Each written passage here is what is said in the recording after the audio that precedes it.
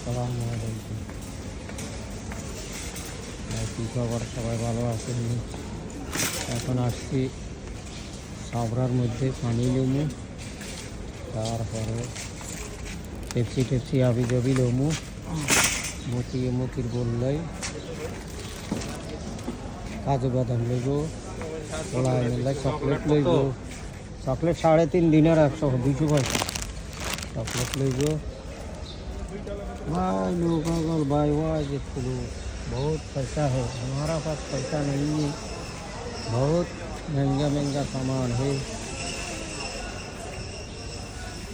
इंशाल्लाह कभी पैसा हो जाएगा, पैसा नहीं की करमो।